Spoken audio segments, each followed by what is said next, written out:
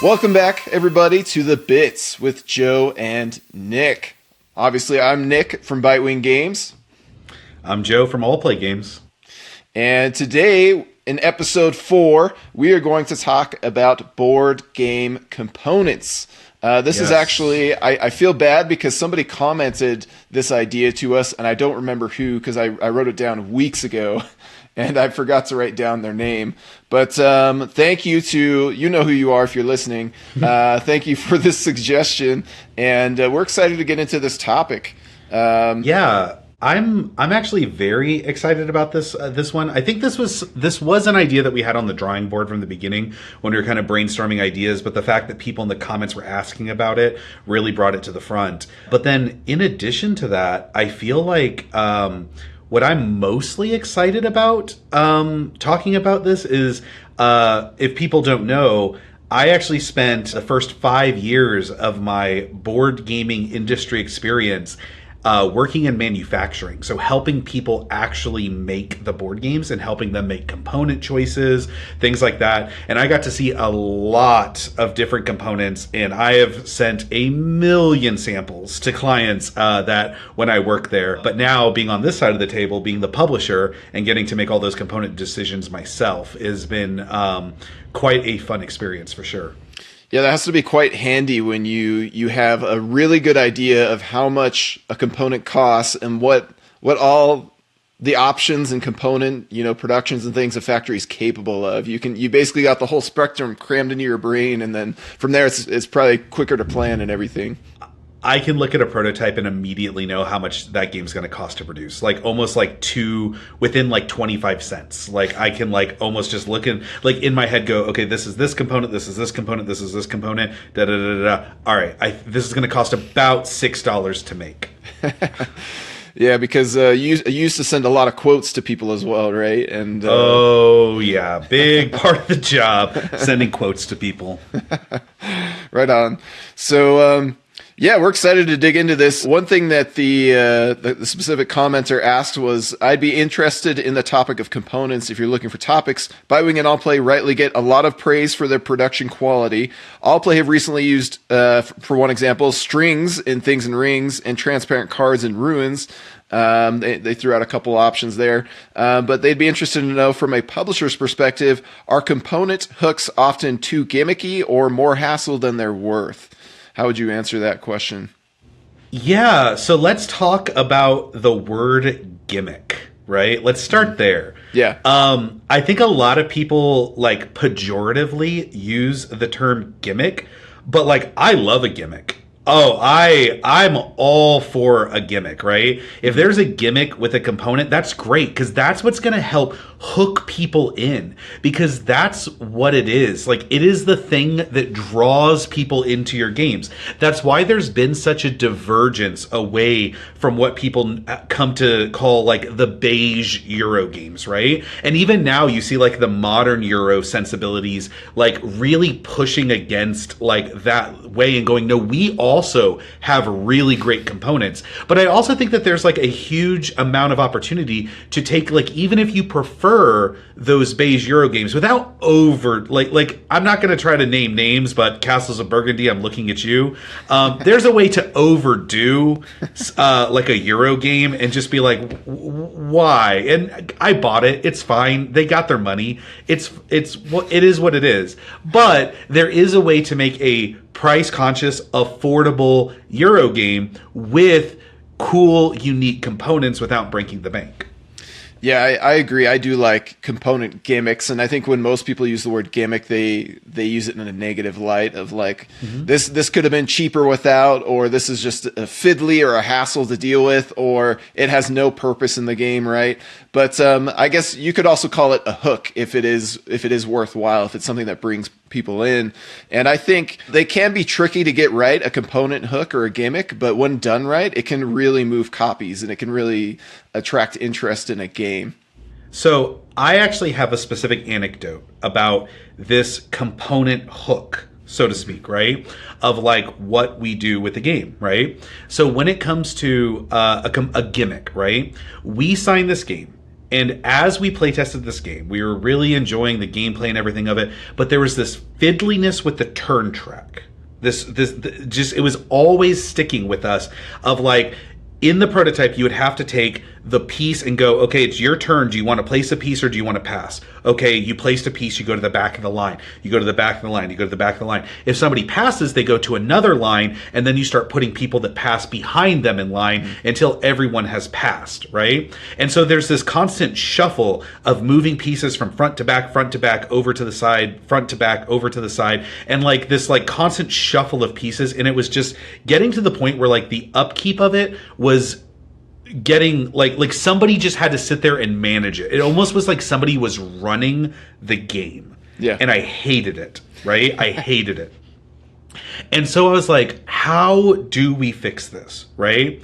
And my first thought was an incredibly expensive option of doing this like crazy thing with like a dual. It was going to be like this triple layer board with like these little wooden tokens that were like shaped to like go literally be like glued in between the board that you could like manipulate with your fingers and everything like that. And like and I thought it was like a cool idea because you could just like push it around with your finger on like a track.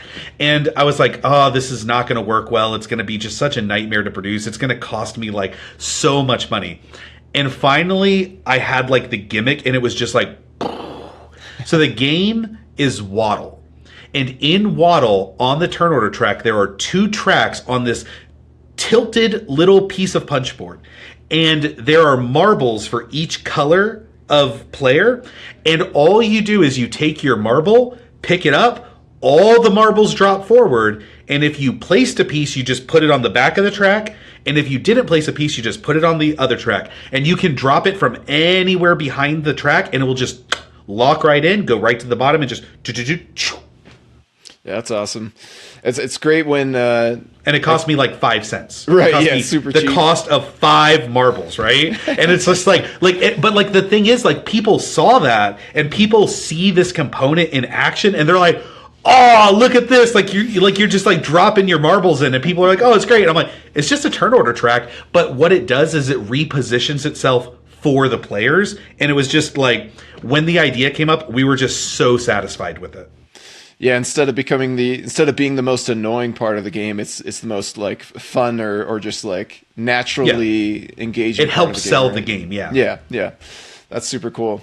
Yeah, I think whenever a game is pitched to us, I'm always trying to imagine it in the light of like, okay, what is the physical or production hook of this game? And if there is just nothing about the game that I feel like is a hook to people, then I feel like I'm going to have a hard time selling it. Whereas if there's immediately a natural or interesting or engaging hook to the game as far as the physical component goes, then immediately I have a foot in the door as far as being able to sell this to people, right? So I think a physical component can mean a whole lot of a difference in sales and in marketing. So I guess from your perspective, are certain components cost or logistically prohibitive to getting a game published? It all depends, right? Like, getting a game published is such a wide spectrum of what people consider things. So I guess I actually wrote down a question, right? And I'm going to ask you this question, Nick, and I think we can delve into this question a little bit. So here's what I'm going to answer your question with a question, okay? Can a game be too deluxe? That's my question I would ask you. So you've asked me if certain components are cost prohibitive, and what I would counter with is, can a game become too deluxe? Is there a line that gets crossed at certain points where you just go, this game is too deluxe? Absolutely. I think sometimes deluxe components can be more fiddly than just simple cards or punch boards, right? And then they become a burden to handle. But even more of a problem than that is when the box gets too big or the game becomes too expensive, and then you've blocked people out from buying it. Now, you mentioned a successful game that some would say is too deluxe, and then others would say, no, this is fantastic. It's Castles of Burgundy, right? The deluxe edition. But that's a game where there was already so much demand for a nicer version, and it already has such a huge fan base that they can get away with doing such a fancy production and charging so much for it, right? Well, it's like that $500 version of Small World that came in that wooden chest, right? Like when you reach a saturation point, but here's the thing. Has any store ever put that on their store shelf? You know, has any like retail operation, like that's the thing, is like that Castles of Burgundy edition was not made to be a retail product. That was made because there was such a large fan base of the games that all of the money that they made off of that product is going to be made in that initial crowdfunding campaign and then subsequent direct sales afterwards. I have walked into dozens of game stores in the last several months, and that game is fairly new. I have not seen one copy of that deluxe edition of Castles of Burgundy on any store shelf at all that I have ever walked into. And that's the thing, right? It is too cost prohibitive for that game to reach mass retail success. So they're relying on the fan base being wide enough for something like that. So that's why certain games like the Azul edition that came in like the metal suitcase, right? Or like the metal carrying case, or the that wooden Small World. I'm trying to think. There were a couple of other instances recently. Oh, the $300 food chain magnate that Lucky Duck did on GameFound, right? Like there are instances where a game reaches such critical mass success or has such a rabid fan base that you can get away with coming out with like the most premium version of that game and people will buy it. But just like Nick said, it is going to lock you out of certain key sales strategies for your game. In fact, that's one of the things I wrote down to this point. Can a game be too deluxe? And I said, yes. And one of the reasons it can be too deluxe, again, depends on what your strategy is it becomes too expensive for certain sales channels. Yeah, I think a illustrative example would be Foundations of Rome, which later got the Foundations of Metropolis version, going from a huge brick box down to a little Ticket to Ride box that is in retail now, right? So right. Yeah, I absolutely agree. It's interesting. If you go on the other end of the spectrum, though, can a game be too underproduced? I mean, I think yes. I think you can underproduce a game. I think when you do not include the necessary... So, first of all, there's certain things I give passes to, right? Like, if a game doesn't include pencils, but it requires pencils to play, and the game did include pencils, I'm fine with that. Like, I'm like, we can grab some pens and pencils. Yeah, I don't mind that. Yeah. But if a game includes like a dry erase thing and you don't include a dry erase pen, to me, that is not a common enough household object that you're just going to be able to find a dry erase pen to work for your game, especially if you need like 5 or 6 of them, right? So that to me is like underproducing your game. Right. And it's weird that I would take a different stance with like a pencil versus like a dry erase marker. And honestly, what it comes down to is price point. Like, how much did you charge me for this game that requires like has a little score sheet in it, but requires me to use my own pencil? Like, that's fine. I don't mind that at all. But there are other instances where I feel like the underproducing a game basically means that you have not done enough work to actually like get the game fully functional out of the box. Yeah. I think of things like paper money, which can actively like deter people, and a lot of people end up bringing in their own components to replace those instead, or using their own coins or whatever. I think that that's true, but I also think that we're talking demographics, right? So I actually do play 18xx games that come with paper money, right? Yeah. I would hate paying for 18xx games where every copy came with custom poker chips, right? Because I don't want to double my cost. I already have a set of poker chips. People that play 18xx games play with poker chips. And if you don't want to have your own poker chips, the paper money exists as a more affordable option to get a game that requires that large of a bank produced, right? So, like, in general, like, I agree, paper money is the worst. But like, if you need like a $28,000 bank for your game, I don't know of many other options. In fact, Merchants of Andromeda is kind of an economic game that we're doing, and that requires a hefty bank because there's a lot of financial paying and taking and paying and taking, and you're constantly changing money around. And we wanted a good experience, and one of the better experiences that I've had with games like that require a lot of manipulation of money is to do like mini cards, right? Yeah. But I had to pay for 2 decks of money cards for that game, and 2 decks of cards is about 80 cents in production cost, right? So 80 cents, like if I had changed to like metal currency or anything like that, like I would have made that game cost like $60 just by changing the currency because of how many I needed or how much I needed. Yeah, that's a good example. I do like that you use the cards in that, though, because you're constantly changing hands, and it speeds it up if you have actual, thick, normal cards versus the paper money, which just becomes more slippery, harder to separate, harder to hand around, right?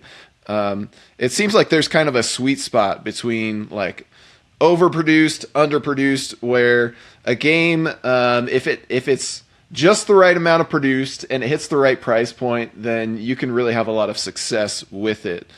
So let me throw this at you, Nick, because I have another reason that I feel like a game can be too deluxe. And this is a big thing for me.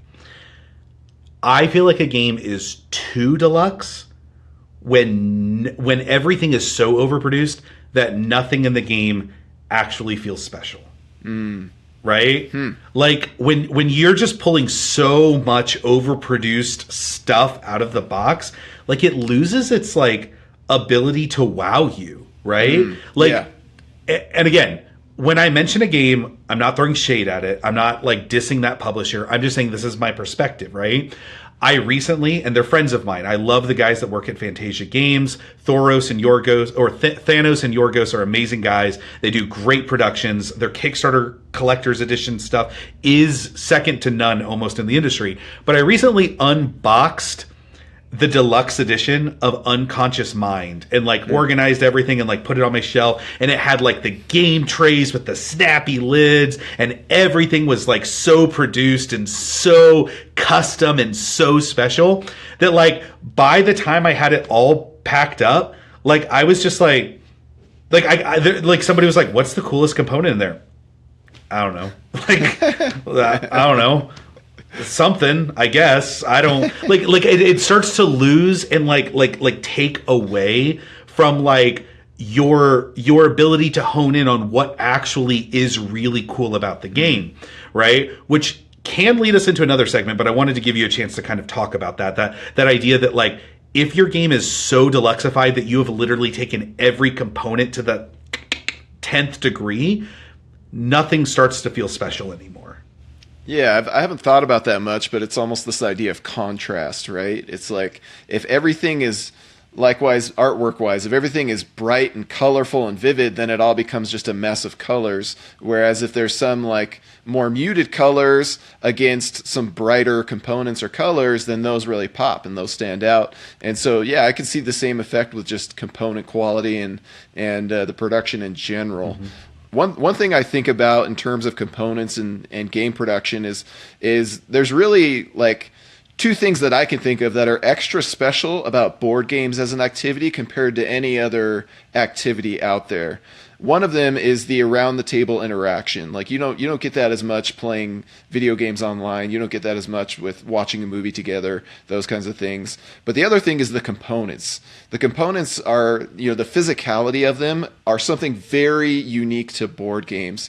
And this is where board games as a hobby, as an activity can really shine, is letting people interact with and handle and manipulate and enjoy these physical pieces, especially ones that are a hook or a gimmick or unique compared to any other kind of physical thing that you're interacting with throughout your day, right? And I think that's where you can really bring in addition to kind of the contrast that you're alluding to, the magic of board games and really make it a selling point for a game.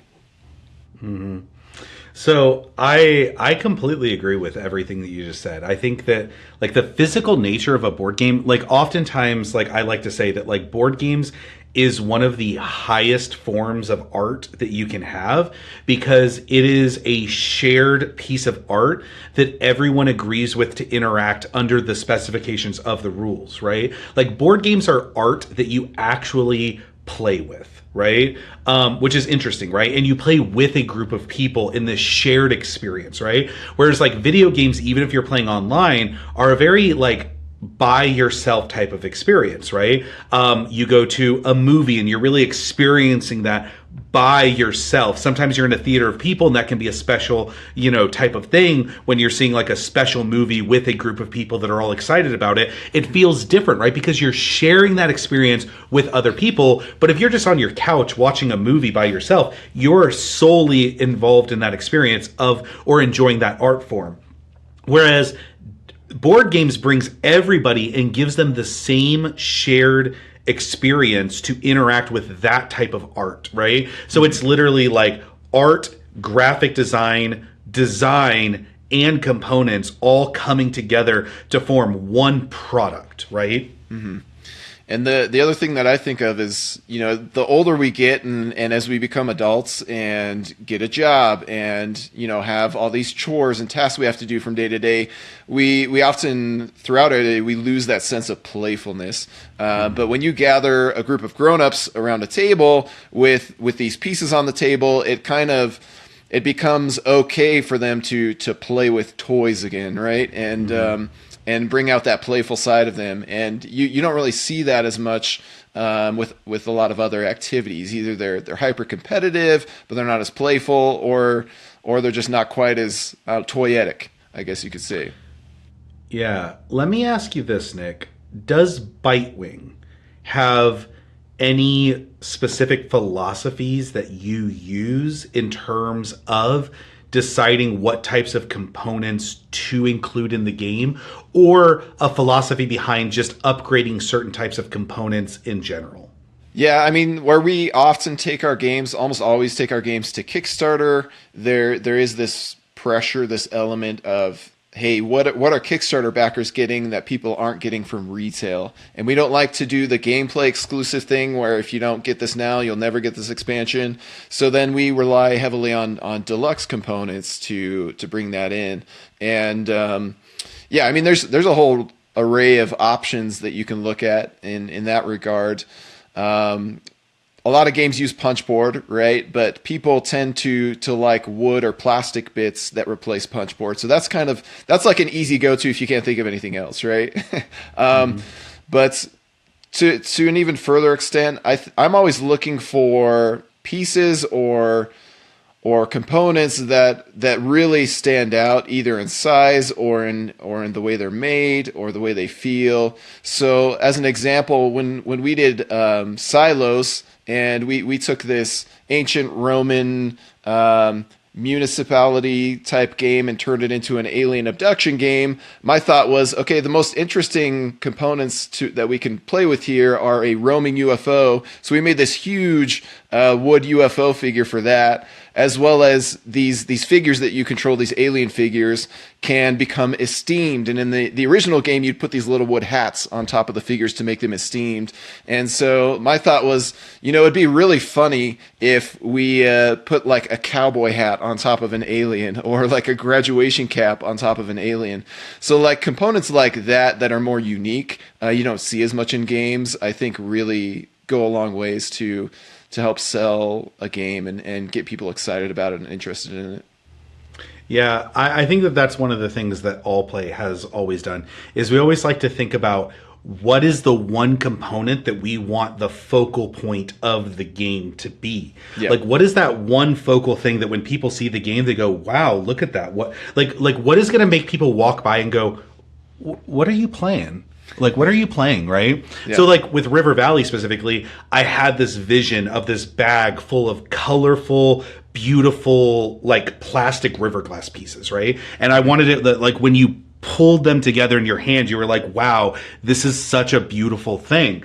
And that's kind of what I spent all of that time and effort in the game really going towards. And like, I know that we have a deluxe edition of the game that has like the neoprene mats and the yada, yada, yada. But like the retail version of the game that sells for like $40, I am extremely proud of that game because I feel like all the components are great, do exactly what they need to do, and we were still able to include this just amazingly beautiful component for the game that isn't an upgrade, isn't a thing, because that's what we chose to invest in making the most, you know, the best part of the game, while still making a very price conscious, affordable game that has been in Target for several seasons now and has been able to be carried forward in like mass market sales because it is a game that is accessible to a lot of people.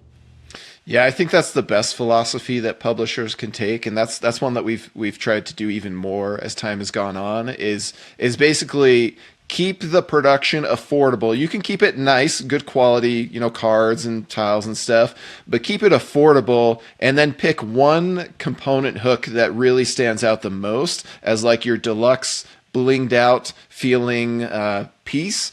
And put that in the base game, right? And hopefully it's not something so expensive that it really raises the production cost, but it really allows you to keep it within budget. But that one piece that really contrasts against everything else can make such a huge difference, I think, in selling a game. And so that's what we're always looking for, is what is that one piece, or what is that one type of component that becomes the physical hook of this game.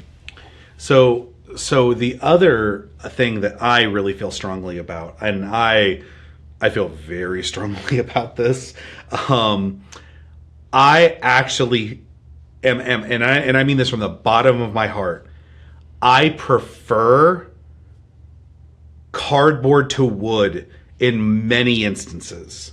Many instances, there are people that are like, oh, we upgraded this component to wood. And I'm like, why? Like, it does not need to be wood. It just sits there. It doesn't do anything else. You get prettier printing on cardboard. Like, the printing is a lot nicer and a lot clearer. Like sometimes like this being wood does absolutely nothing for me production wise. I do not care. And also cards, right? Like, it doesn't need to be thick tiles. It can just be cards, and sometimes that's like the better experience, right? Mm-hmm. And so like I look at a lot of my games and people are like, oh, this could be like a this, and this could be like a like you could make all of these wood and you could make all of these that. And I'm like, but you just pick them up and you put them on this track and that's it. Why do they need to be this like insane deluxified 3-dimensional thing when you could lower the cost of your game by like $10 MSRP and like have a component that people are like still just as beautiful, just as nice, just as cool? No one's going to be like, oh, I can't believe they used cardboard for this. What were they thinking that they didn't turn this into a fully printed wooden or resin piece? And I'm like, yeah, it could just be cardboard. It could just be a card. Like, it doesn't have to be this like spectacular component, especially if people are getting the game for a cheaper price. And that's often what I try to think about is, does somebody want to buy this game for the experience at $20, right? And have I made the component so that the experience of this game has now made it a $50 experience, right? Yeah. And so that happens, I think, a lot in this industry, where like there's a lot of people that could sell their game for $40, $30, $20, but instead they're charging $40, $50, $60 because they're like, it has to be dual layer. It has to be like plastic 3D sculpted pieces. It has to have printing on all the meeples. It just prices the game into the stratosphere, when at the end of the day, I'm like, more people could experience your game and enjoy it and still get just as great of an experience out of it as if you had just used high quality. And that's the difference. I'm not talking about being cheap with your production. I'm talking about using high quality standard components. Yeah, I've noticed even recently playing a game that was only cards, a deck of cards and punchboard tokens, but feeling like the punchboard tokens were actually quite nice. And what I realized is that the publisher had just made them like 50% thicker than maybe your average punchboard token. And suddenly they feel like, oh, these actually feel pretty nice. And there's good artwork on them and they feel good.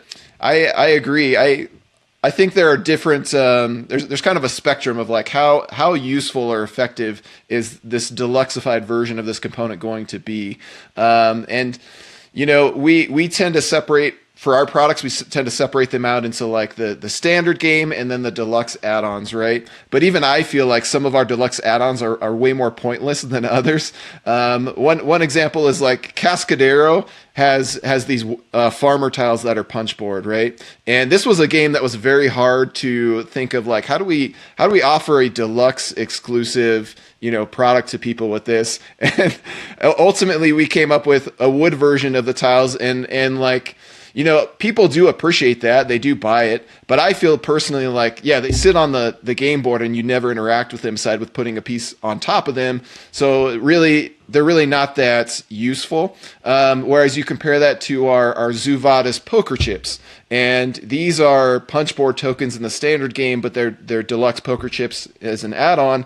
And the usefulness there is that people are constantly like bribing each other with them. They're exchanging them. They're picking them up. They're trading with them. And so you get a lot more tactility and usefulness out of those. And I feel like people feel the value in those compared to our Cascadero wood tiles, right? And so that's something I think about too, is like, yeah, we could deluxify this or offer it as like a deluxe add-on, but like, how much are people interacting with and handling this piece, and are they going to get their money's worth out of it, right? And so I think that's helpful to think about.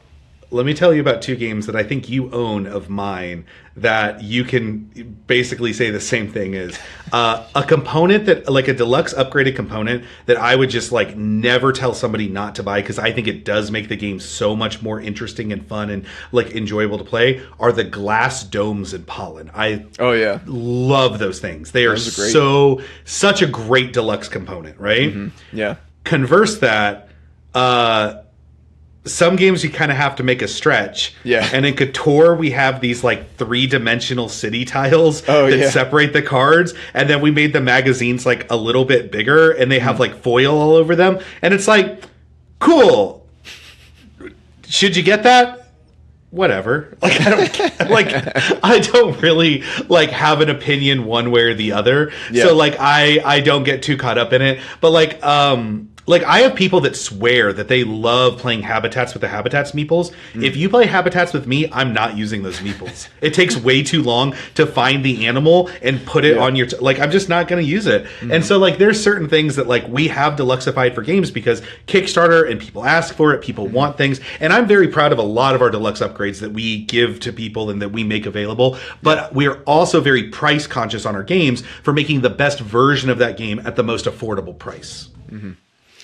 Yeah, so we've given a lot of examples already, but do you want to jump into like most impactful components you've observed in your games and others, or is there another topic you want to touch on first? Yeah, we can just like kind of go back and forth with some ideas and anecdotes, right? One of the things, I guess I'll start here, right? One of the things that you had mentioned, or I guess I'll mention this, right? This is more, I guess I would say, in service of publishers, right? Sometimes people are way too lazy about thinking about how to make their games better. And they're like, oh, I'll just make it wood, right? Or I'll just make it resin, or I'll just make it like whatever. And sometimes that works, but sometimes just like go a little bit deeper. Dig in just a little bit to think about what could actually make this game better. Case in point, one of my favorite Allplay games that we have ever made is Bites. Bites would be worse if I made deluxe wooden food tokens for the board. Instead, what we decided to do is we made these like dual layer food tokens that were glued in a very unique manufacturing way so that they had these like bite pieces that were taken out of them, and they have this like really cool 3-dimensionality to them. They're one of the coolest board game components, I swear. I actually, and this is a challenge to publishers right now, steal this idea. Like I don't have this trademarked, but no one else has put this in their games, and it's not hard. And it makes such a big difference. Like, don't you think if we had done wooden tokens, they would be worse than these tokens? Yeah, for sure. I like the 3D aspect. You said these are wood that it's glued together? No. These are just 2 pieces of cardboard glued together. I was saying I think these would be worse if they were wood. Okay. So this is just punchboard. Mm-hmm. Yeah, I like the 3D vibe that these bring. This is very cool. Yeah, so that's like one of the things where, like, honestly, we got very, very clever with bytes, right? Like, we got very clever with how to produce it and made a very low cost, high impact upgrade to the game. Or just, I mean, these are the base components. Like, we made a very low cost, high impact decision on the components. And to this day, like, I have not seen anyone else in the industry really utilize these. And I just think it's such a cool idea. And I would just challenge publishers to just be more creative and just think about things, because I think, like, with other publishers, they would have just been like, I don't know, make them wood. Yeah. No, I like that suggestion, and Bytes is a game I need to try still. That's I think you'd like it a lot. Like, I think it's your kind of game too. Yeah. No, I agree. Zoo Vadis is one of our games that I had a really clear vision for. Like, how do we do the production design of this, and what is it going to look like? And the key components, or the hook of that game for me, is not the poker chips. That's an add-on. It's the animal tokens, the figures that Quanchai illustrated, as well as those being paired with the player screens. And it's interesting. Quo Vadis, the game that this is based on, did not have any player screens. And so I kind of shoehorned it in a way, but you are hiding your point tokens, and I do find that helpful. So they are useful, and they have the animal abilities on the back, like a player aid. But to me, when I imagined how could this game stand out and make people stop and go, oh, what's this? Is if you have this big player screen that just displays this awesome animal on the front, and then paired with these animal figures in front of your screen, and then you have these nice little ability tokens that sit on top, and you use those when you pull them off your screen when you spend them. And I feel like, if anything in the production of Zoo Vadis has really caught people's attention and sold people on this game, it's these components. It's that specific hook. Do you have another example on your end? Yeah, I do. Well, I don't know if this is more anecdotal, but this is like games that I consider to have clever or like very clever ways to upgrade your game without adding a lot of cost. If the board is not that big, upgrading your board to a neoprene or cloth surface will oftentimes enhance the the player experience with that component, and make it feel a lot more deluxe, right? And sometimes a cloth board feels good. In fact, when I was at Panda, one of the games that I was most proud of, if you want to pull it up, is PAX Premier 2nd Edition. And I actually helped them make a lot of these decisions in the game. Is I like when they were talking to me about this game, Cole and his brother Drew, I was like, you need to be using like a cloth board with these like resin pieces that kind of feel like they're made out of like clay or stone, because this is going to like really impact the game, and it's going to make it feel like an ancient type of game that you're like playing, that like it's going to feel almost like a relic of the past. And it really achieved that game in like an insane way that I am insanely proud of. Yeah, I love the production of PAX Premier, and honestly, seeing photos of that when it first released is what sold me on trying the game, because I had no familiarity with it. But seeing those resin pieces sitting on top of a cloth board, I was drawn in. This was several years ago when it first released, but yeah, that was a great move. So another example that comes to mind is my friends over at Facade Games. They have made, I guess, a component hook or gimmick, a kind of a core part of their brand or their identity, and I think it's gone a long way to sell a lot of their games, and that's their faux book box. This is part of their Dark Cities line of games, where you have what looks like a book on your bookshelf, but then you open it up and it's hollowed out and it has the game pieces inside. I think that decision alone to make that kind of packaging is what has got them so many followers and so many backers over the years, and even straight from their very first project, it was a huge success for them. So little things like that, even the packaging can become part of the hook, right? So one of the things that I'm going to take a little bit of like pride on, of like, because I didn't invent this, but I think Allplay really kind of brought it to the forefront of like board gaming, is whenever we have a game, and we've had 2 games now that have done this, that include a D4. So if you look at the dice in both Roll to the Top and Lore, we have D4s that are included in that game. And if you look at those games, our D4 is this like I don't even know how to describe it. Almost like a 4-sided like prism with like triangle, pyramid ends. So yeah. like it rolls flat, but the dice is flat and readable on the table, just like all of the other dice. Because I cannot tell you how much I hate pyramid-shaped D4s. Yeah, I think, I don't care where you put the numbers, I don't care how you put they suck. They're the worst component that has ever existed. So we decided, and I think I saw like a really fancy set of dice that did the D4 this way, and I just stole that. I was like, I'm just going to make the plastic version of that for my games, because I'm doing custom molds anyway. So I'm like, every time we have a D4, we now have this mold that we use that has this like, I sized it to be like within the spectrum shape of like the other sets of dice, right? So like it compared to the D6, D8, D12, D20 makes sense, right, as a component. Yeah. But that's my dice, right? Like I paid for that mold. I made that custom mold, because every time I use a D4, I'm never going to use a pyramid-shaped dice. I think the only good use of a pyramid-shaped dice was to represent the pyramids in Kemet in the original edition. That's the only time I have ever been like, oh, this is a cool use of a D4. Otherwise, they're all trash. Yeah. No, I agree. I've seen a lot of other publishers use a D12 with just repeating the same 4 sides, right? And that's an option too. But I really like the D4 that Allplay uses because it's unique and it's just fun to pick up and handle and roll. And again, it's another little selling point or hook of the game. Yeah, I mean, there's a whole bunch of examples we could go through. I might just list a few because these are the ones that came to mind as like, oh yeah, without this hook or this components, this game probably wouldn't have done nearly as well as it did, even if it was a great game.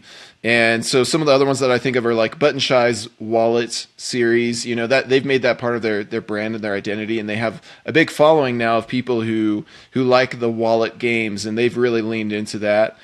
For Azul, the Bakelite tiles, the fact that you reach into a bag and you feel the clackety goodness as you mix them around, and then you pull them out and you drop them onto each disc, that's a huge selling point for that game. If we want to talk about a gimmick that has sold a lot of games, right, that had almost relatively no cost, the canvas box. Oh yeah. That is such a great gimmick of this the box of canvas. If you don't know, and if you're listening to this podcast, you know, but like it's made so that it looks like one of those like wraparound paintings that you'll get made for your house, and they even have a hole on the back of the box that you literally can display the box on your wall. Now I'm going to tell you, less than 10 people in the world have copies of Canvas hanging on a nail in their house somewhere. They're just not doing that. But the fact that it's a game about art and they did that is absolutely phenomenal as far as a component gimmick. And that is 100% a gimmick. Has nothing to do with gameplay, but that's a great gimmick. That is the type of gimmick that I am all for. So yes, absolutely. More stuff like that. Be creative. That is a publisher being creative. Absolutely. So another example that it's a low-hanging fruit, but I do think it's an important one is Wingspan. So Wingspan, I think the two key component hooks, you know, obviously there's all this gorgeous artwork of birds, you know, plastered across the board and cards and stuff, or the box and cards. But to me, the two key hooks of this game are the bird feeder, the Dice Tower bird house thing, and the egg tokens, right? Like everything else is, even the dice tower is punchboard, but the fact that Stonemaier Games thought to, instead of just having a dice tray or no dice tower tray at all, they realized, okay, this is a bird game. Let's make it a bird feeder. And like instantly it's kind of iconic in its own right. And the fact that you're putting these nice candy-like egg tokens onto the cards, that's what, from what I remember when this game first came out, that's what everybody was just like really oohing and ahhing about, were those two components. I'll give you a few little things that I think I have found that have helped Allplay overall when it comes to terms of like components. Number one, if you have dice in the game, make them nice. Like don't just include regular dice. Like choose some nice colors.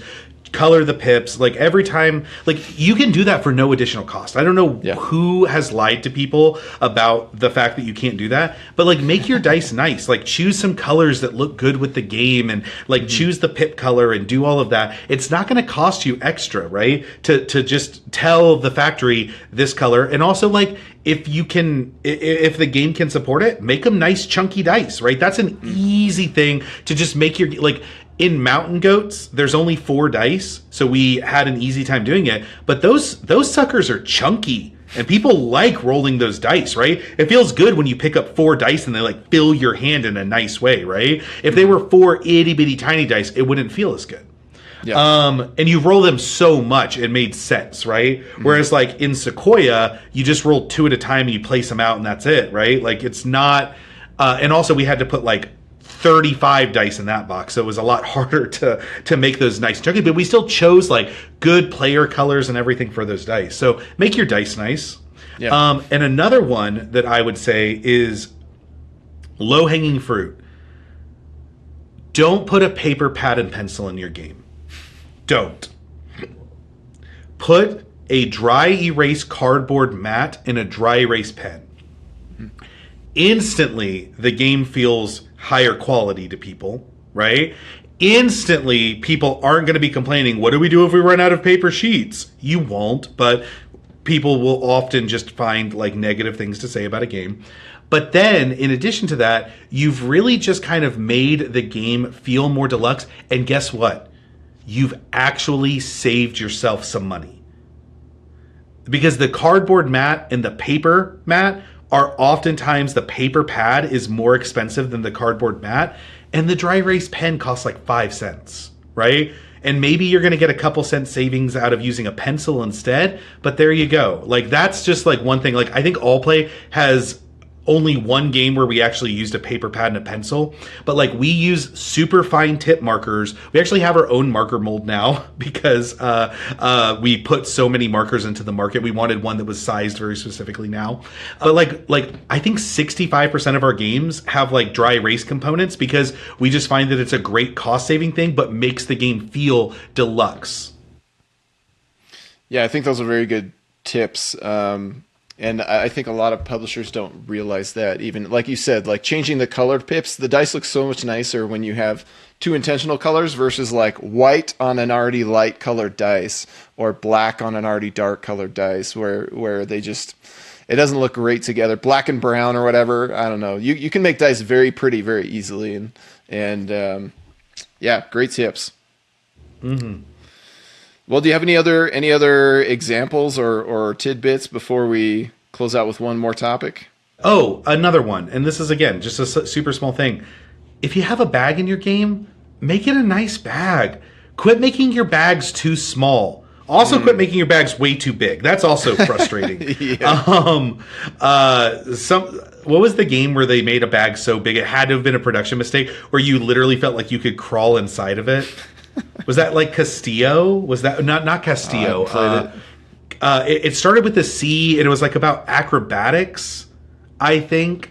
And like the bag was just like the bag held like a normal amount of tokens and was like this big. And what I felt like happened is they gave like millimeter specifications and the factory made it to inch specifications or something like that. Yeah. Because it was like, I was like, how did this happen? Like you had to fold it like 6 times to put it in the box. It was ridiculous. I'm going to see if I can find that. But yeah, if you have a bag, make it a really nice bag. How about organizers and inserts? I'd be interested to hear your take on that. I see a lot of people who they're of the opinion that like oftentimes they're more trouble than they're worth. They take a lot of work to pack it into very specific slits, and then it can be a pain if your stuff is falling over when you're supposed to stand it up in the slits, right? And and oftentimes I see people just toss those out entirely and then just bag their components instead. If it's a bad insert, I'm throwing it away and bagging my components. Yeah. I have a hard time throwing away game trays, though I hate having to put every individual component in its individual slot at the end of a game. Yeah. Hate that. Even if it's a nice game trays insert, hate that. Absolutely hate it. I would rather throw it in bags, but I still can't bring myself to throw away like a really nice game trays insert or just an insert that's like pretty nice that holds all the components really well anyway. It's very, very difficult for me to do that. I'm not anti-insert altogether, but Allplay is anti-insert. The only thing that we ever put even a cardboard insert in was Kabuto Sumo, and that is just to keep that ring in its own section to keep it from getting down. Like it fits the ring in the arena. So the two versions of Kabuto Sumo we have an insert that literally holds that arena nice and steady so that it doesn't jostle around and get broken up. Like we want to keep that thing protected for as long as possible. That's the only insert that we've ever put in, and that's for protection. It's not for any other reason. I do not like cardboard inserts or any type of inserts. Like bag your games, put them away. And here's my other thing. Okay. And I'm going to use Mountain Goats as an example. Every now and then I get like an email from somebody and they're like, Mountain Goats doesn't fit in the box. And I'm like, okay, we make some games that are pretty hard to fit in the box, right? Because we fill our boxes up, right? Yeah. You get your money's worth with Allplay. But when somebody emails me and they're like, Mountain Goats doesn't fit in the box. And I'm like, you're kidding me. Like Mountain Goats is not the problem child of, if you're going to complain about one of our games not fitting in the box, Mountain Goats is not the one. Okay. Yeah. And I'm like, send me a picture. Like, what are you doing? Right. And they have every individual goat color bagged, and they have every type of point token bagged. And they have, like they're using like 13 bags, right? Probably more than, it's like 13, 14 bags with Mountain Goats, right? And they even have like the tiles that are sized to just go in the box, in a bag, right? And this is my philosophy when it comes to inserts. There are 6 goats per player in 4 player colors. Don't bag them. Just put them in the box, because you just dump them on the table and say, take your color, take the color you want.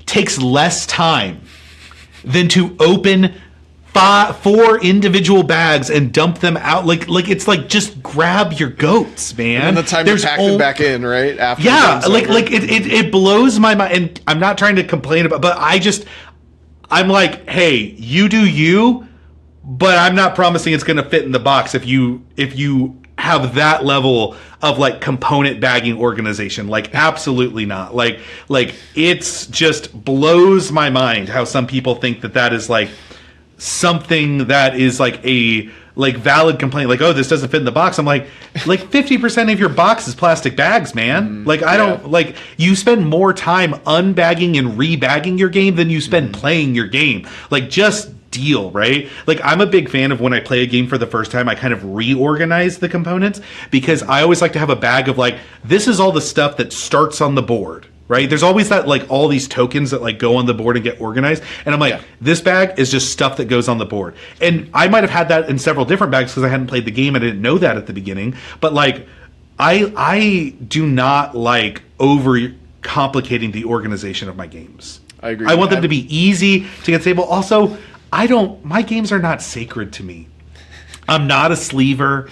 I'm not like a pristine condition guy. I get boxes from Kickstarter that have like straight up holes in them, like just crushed corners. I'm like, I don't care. And granted, I'm not telling you shouldn't care. If you get a crushed corner, ask me for a replacement. We'll send one. Absolutely, right?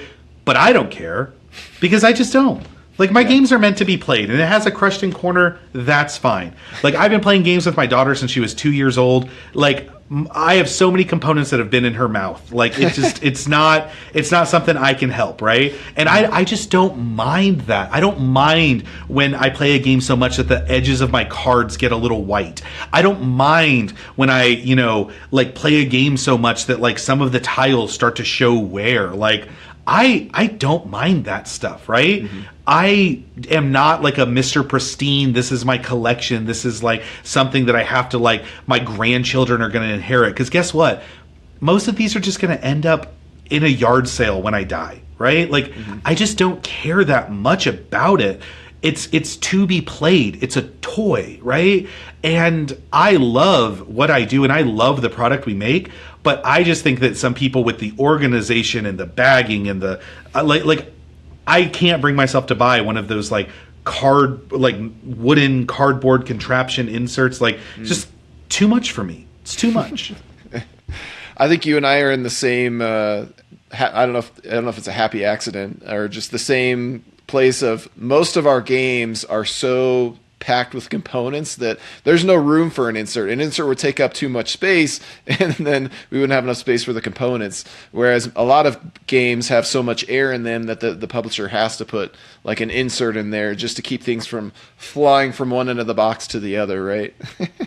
But what you were just saying reminds me of Eric Martin's Board Game Geek video of his method of packing away a game where he just piles it all in the center and then he just scoops it down into the box like a barbaric heathen. But it's pretty funny, the reactions he gets from that video. But there is some truth to what he means by what he's doing with that of like, I don't know when I'm going to get this game out again, and it honestly usually takes more time for me to organize it and repackage it very methodically than to just throw it into the box and pour it out next game and have everybody help separate it out. So yeah, I cannot find somebody let me know what that bag with the really what that game with the really big bag is, because like I'm almost certain it had to do with like acrobatics, and it wasn't that aerial game that came out with like the really colorful cover. I'm pretty sure it started with the C, but I just can't find it on BGG right now. But I am like curious what game that was, because I remember it had like this funny production flaw. Oh, I have one more question for you. Yeah. Is there a component that Bitewing has always wanted to put in a game that they have not found the right game to include it in yet? Yeah, do you have like what's your dream component? Because I also wonder if we have the same one. Yeah, I've kind of had three that came to mind. Now, one of them we did get to use very recently, and I already mentioned it. It's the hats in silos, the meeple hats, the kind of plasticky, rubbery hats. Those I saw first in Men at Work, a dexterity game where these construction workers have these rubbery hats that they wear. I just thought that was so charming, and the same publisher used it again in the new version of Great Western Trail with the cowboy hats. So I'm glad we were able to get that into one of our games. But the other two components that come to mind for me that I'd love to use in a game are first magnets. I think magnets are really underutilized in our hobby right now. And you're starting to see some more of it, like Gnome Hollow.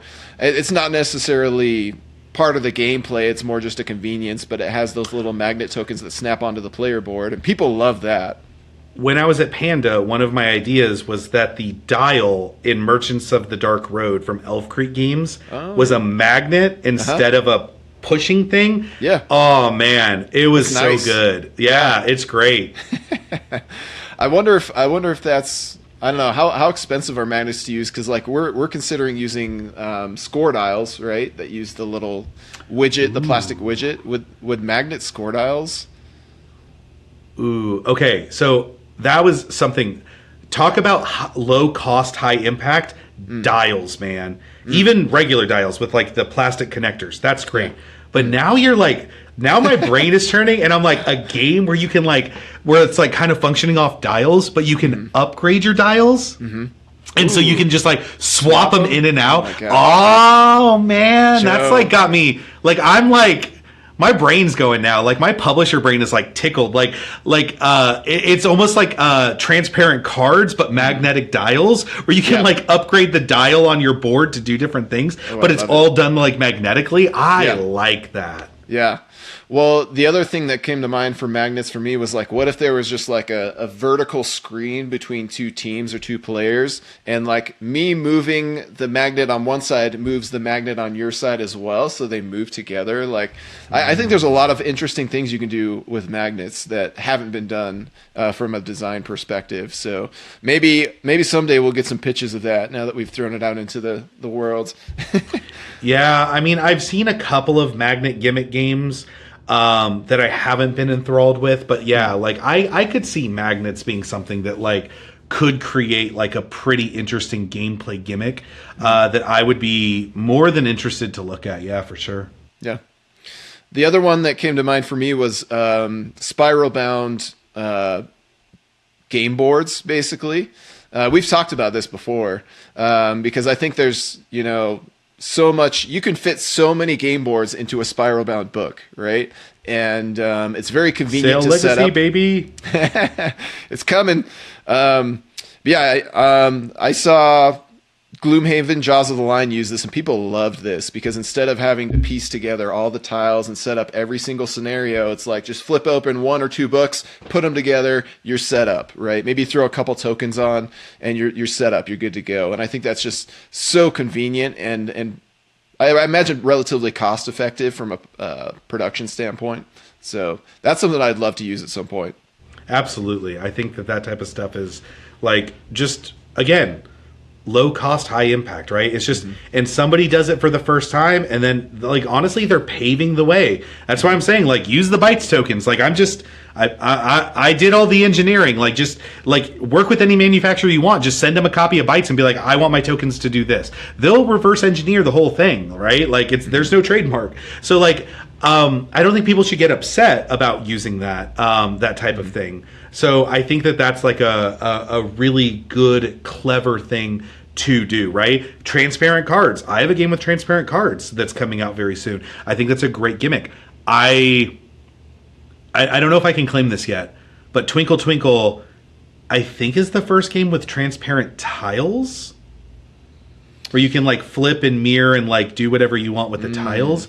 I can't claim that, but I know that that's like the component hook of that game. That all of the tiles are like clear with this white printing, and you put it on your galaxy mat, but you can like flip them around for like the stars to make different pathings, right? Which is great. I love it. Yeah. So, yeah, I mean, the closest thing that comes to that is like a polyomino tile that you can flip and mirror, but you're actually printing different directions and paths and stuff onto those tiles, and that makes it a very eye-catching and enjoyable tactile experience. So for us, one other type of component that nobody's done until we did it a couple of years ago was the clam, at least that I've seen, is the clamshell case for Trailblazers, right? And we did way too many versions of that game. We ended up with like 5 versions of Trailblazers, but what we found, and it was helpful to see the sales and what was most popular, but we found one of the most popular versions was the Travel Edition, which comes packaged with a clamshell case and a carabiner in it,